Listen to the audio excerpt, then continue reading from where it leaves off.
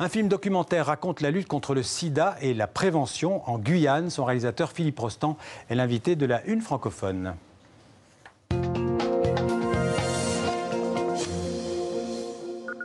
Bonjour Philippe Rostand. Bonjour. Alors vous êtes donc réalisateur et producteur. Vous étiez avec nous il y a quelques jours pour évoquer l'un de vos films précédents, Inconnu présumé français.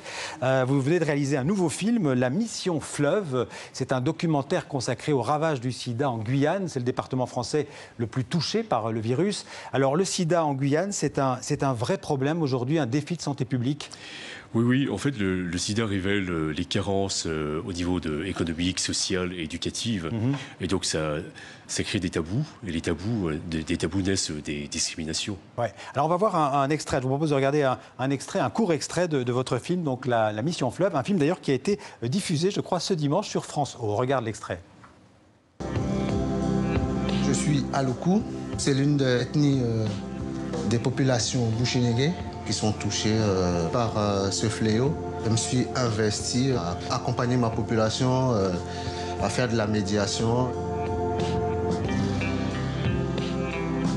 On arrive à Papaïcheton, la capitale des pays Boni, Aloukou.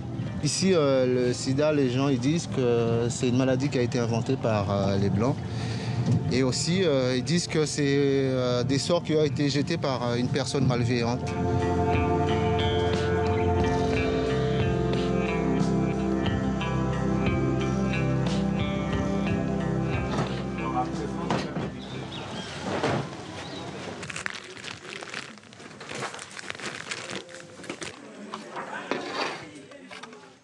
Là, on voit l'association Aide, on va en parler, mais c'est le fleuve Maroni sur les images qu'on a vues. C'est le fleuve qui est le frontalier avec le Suriname. Donc vous avez tourné, on peut le dire, dans la forêt guyanaise. En fait, oui, on a suivi donc, les membres, les bénévoles d'aide, qui donc remontent le Maroni, qui est à la frontière du Suriname et de la Guyane. Et eux donc, apportent les informations, les tests et les traitements donc, auprès des populations qui vivent de façon extrêmement isolée, quoi, des grands pôles de soins ou des grandes villes. Donc ils font essentiellement de la prévention et du dépistage. Et du dépistage, mais le plus important, c'est quand même la prévention, apporter les informations sur les contaminations et les traitements pour comment le virus se transmet, d'abord. Comment le virus se transmet et comment l'endiguer, finalement, arrêter la maladie, parce qu'elle continue à courir. Et leur message passe, c'est efficace? Oui, moi je pense que c'est efficace parce qu'ils s'appuient sur des bénévoles issus des populations locales qui comprennent leur langue, leur culture, leurs pratiques sexuelles aussi, parce qu'il faut parler de sexualité évidemment.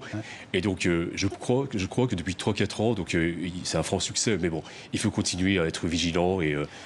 On peut dire qu'en Guyane, c'est une sorte d'épidémie cachée, qu'il y a beaucoup d'habitants de la Guyane qui sont dans le déni de cette maladie. Oui, alors je pense qu'en Guyane et aussi aux Antilles, je pense, dans la plupart des pays d'outre-mer, forcément, il y a un tabou, et le tabou crée des situations extrêmement compliquées. Et donc, Aide essaie quand même de gagner la confiance des populations et de le faire de façon extrêmement efficace, c'est-à-dire... respecter l'intimité des gens. Un tabou parce que ça pose aussi la question des relations sexuelles, de la vie intime, comment dirais-je, du rapport entre les hommes et les femmes. Oui, mais c'est un paradoxe aussi parce que ces populations ont une sexualité parfois très libre, très ouverte.